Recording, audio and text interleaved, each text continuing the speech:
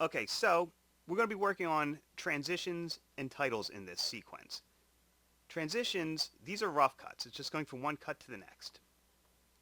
Transitions, you go effects, video transitions, and you've got tons of them. But as I said before in class, professionally most people just stick with fade in, fade out, cross dissolves, linear wipes, and dip to black. So I'm going to show you what each of those does. So I can always just search for cross dissolve right here. You get your clip, you select it, the transition, and you put it between the two clips you're going to apply it. I'm going to get my magnifying tool, zoom in. This is gray, medium gray, because it's not selected. When I select it, now turns white. It is now selected, the transition. I go to my effects, which is in my source panel. I'm going to click show actual source. I'm going to center at the cut, because that's where you want an even amount on each side for what I'm going to be doing. And you can change your duration. Let's say I want to make this 2 seconds long, 2:00.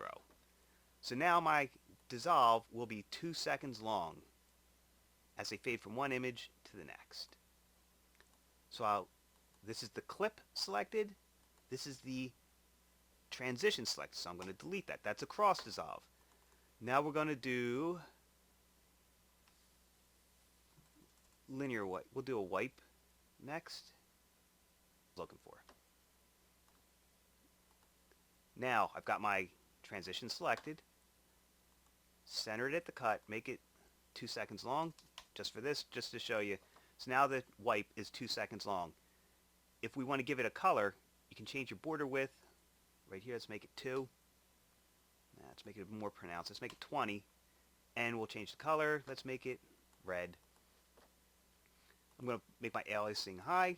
So now we're going to have the wipe going across with a color. You see that a lot in Star Wars. That's basically what's made it popular. Now I'm going to select that. Delete the transition. So we did cross dissolve, we did wipe. Now dip to black. When you do a dissolve, that signifies the passing of time. But if you do dip to black, I'm going to select my effect, center at the cut. Let's make it 1 second. It's going to fade to black on the first clip. And then on the next clip, it's going to fade from black into the next clip. So you've got a double dissolve basically happening. This is going to signify a longer passing of time. Even though it's, let's make that 3 seconds. So if you play that now, it's going to read as if a lot of time has passed. Obviously I'd make that a little bit longer, but that's what a cross dissolve, a dip to black does. You could also do the same thing with dip to white. Effects right there. That will denote a longer passing of time for your viewer. So we did cross dissolve, we did dip to black, and we did a wipe. You could also, if you want, move this layer, move the video and audio to a different layer. Slide it over here so it's overlapping the clip, and keyframe animate your opacity if that's how you wanted to do it for more control. Start this at 0. Go to where you want it to come in. Let's say right there, because there has to be footage under both of your clips for this to work.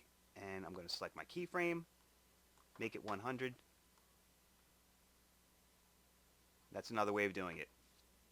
Also, this is a good time to show you, with these layered over top, now I can change my blending mode. So if I make this, I just did this so you can see a difference.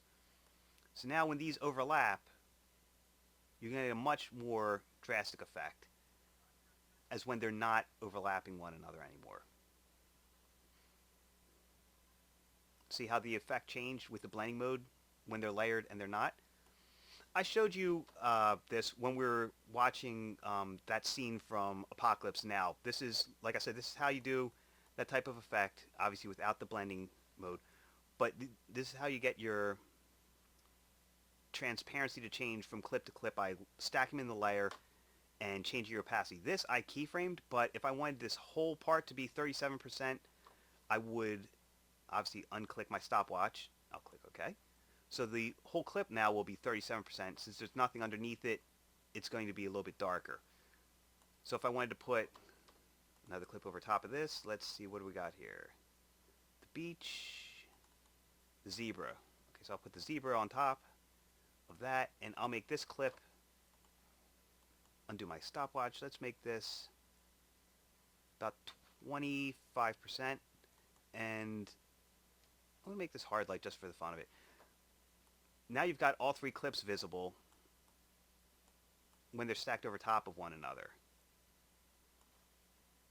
just by changing your opacity. And like I said, you could always mess around with your blending modes, but the thing to watch out for with that is once there's no longer an image underneath it, it's going to go back to its normal blending mode. So that is transitions and using your blending modes and opacity in Premiere.